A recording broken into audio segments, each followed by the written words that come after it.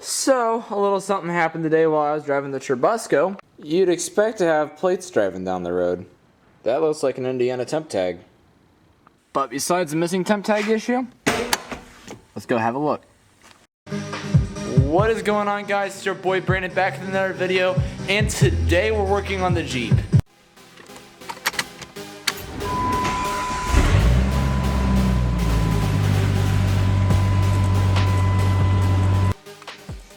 Okay, so recently I've been having an issue with my vehicle. Like when I put the gas at a certain load, it just kind of bogs until I either punch it or I let off the gas completely. And that, my friends, I believe, is a throttle positioning sensor issue. I will show you some live feed off my phone here in just a second on how it works. But before I show you some live data, I want to show you what a throttle position is, where it is, and on what engine we're doing. So obviously I have a 1998 Jeep Grand Cherokee, and it has a 4-liter inline-6 motor, similar to the 2.5 4-cylinder. This is just the 6-cylinder version. So the throttle position sensor on this is the back, this is the front, all that. Anyways, this black thing right here is a throttle position sensor. I'll show you what it looks like here in a minute when we get it off, but basically I'm having no reading coming from this. I had replaced it because of a high idle issue that ended up just being a bad seal to the intake manifold to the head. Recently I've been using OBD Advanced. I bought this for $1 on Wish, and it actually seems to work pretty good.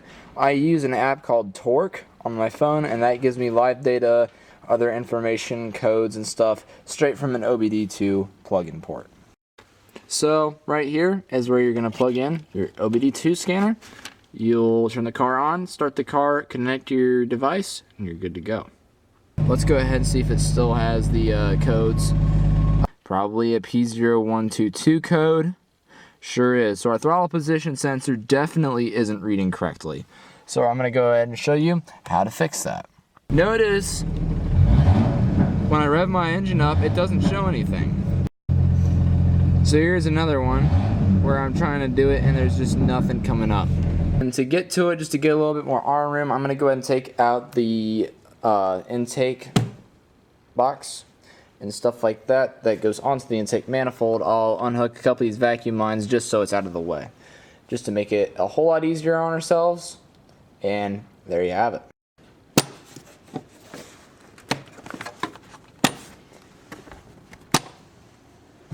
That should be it.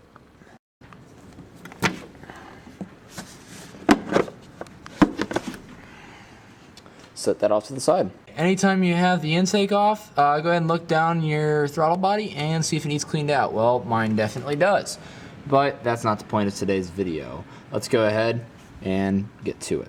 So a TPS on a 98 Grand Cherokee calls for a T20, T20 or T25 Torx bits to fit the 2 bolts. There's one here and one on the other side, relatively about the flat angle. Basically you want to unscrew those, but last time when I did the TPS myself, I had trouble with getting the bolts off. So what I did is I had to grind part of it, and you can kind of see that's kind of got like a flat end there on the bottom, but I had to grind it and beat off the old sensor and then kind of like drill a groove with a air grinder into the actual head of the bolt to be able to get it on and off. And I'm either not sure if I didn't put it on straight enough or tight enough or what happened, but it's definitely not giving any readings. So I'm going to go ahead and I'm going to disassemble this. These are pretty easy to take off. You just push down on that tab and you pull it out. And then this just pulls right out. And then I usually just reroute them somewhere out of the way.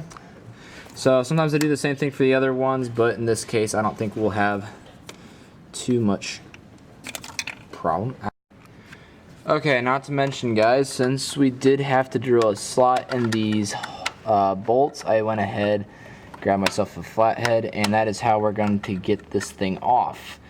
This might take me a little bit, so I'm going to put down the camera.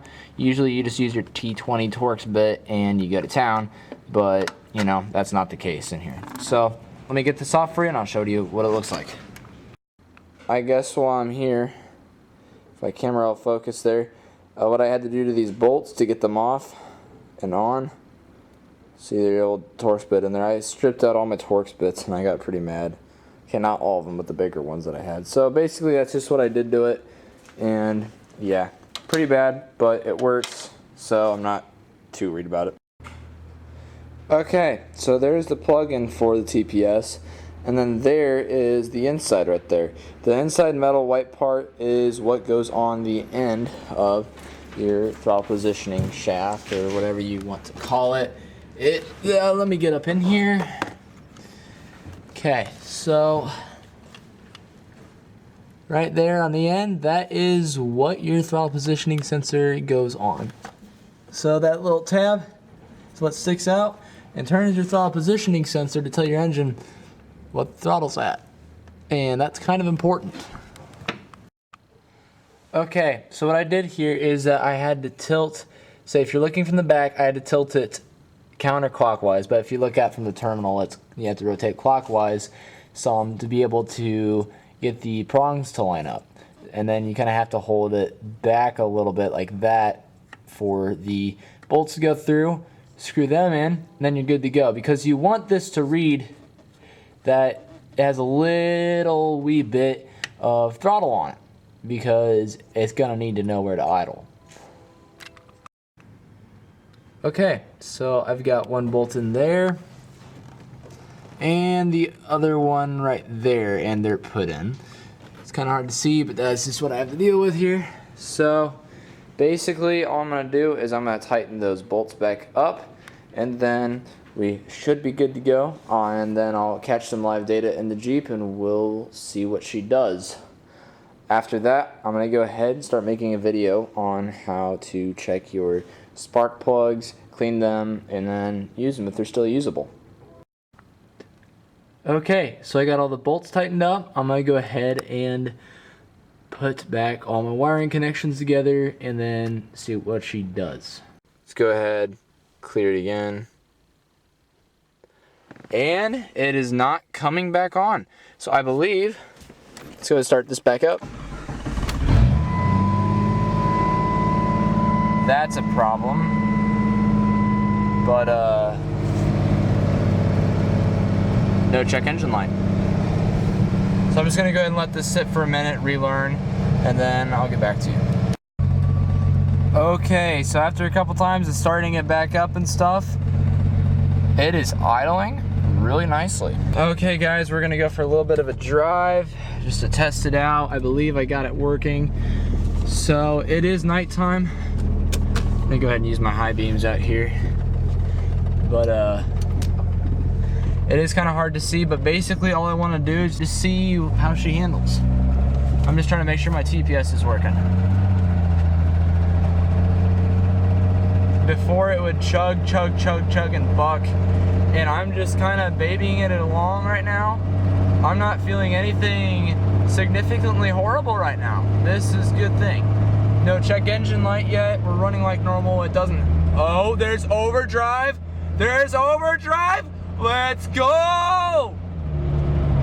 There is overdrive. Oh my gosh. If you guys are having trouble with not having any fourth gear and you have a check engine light on, I suggest you check your TPS.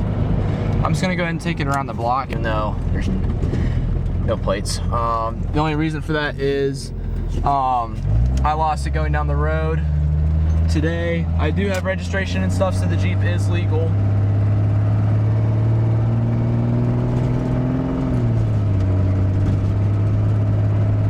It seems to run a lot better too. And I'm getting a little bit better gas mileage, a little bit more power.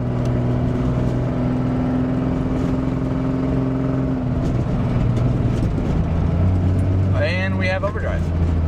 I am pleased about that because for the longest time I drove this thing without overdrive, and here we are going 60 miles an hour under 2,000 RPMs. So I was planning on rebuilding my transmission next year, but it looks like plans have changed. So I am very thankful about that. I'm getting 20 whopping miles a gallon right now, And well, getting close, and that's just cruising at 60 miles an hour going slightly uphill. So that is just 100% amazing. I know this is kind of me ranting right now, but I know you guys kind of want content of me driving this thing, and I promise there will be more. I'm really pleased. Let's go ahead and floor it and see what happens. And my shifts are really horrible right now. There's like no power in it. I think my oil pressure is also dropping. That's not related to the TPS. I think it's more of a low oil. It burns oil like crazy. So I'm just gonna leave it at that. Going 65-ish, smooth ride, smooth motors, smooth tranny. No issues, still under 2,000 RPMs.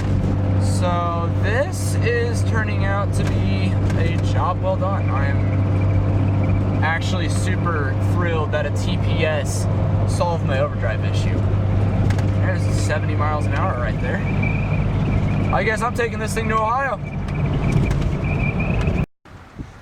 And that is it for today, guys. Hope you guys enjoyed. I'm sorry about the little bit of a lengthy video. But be sure to like, share, and subscribe. I know my hands are dirty. Keep it mint, keep it muddy.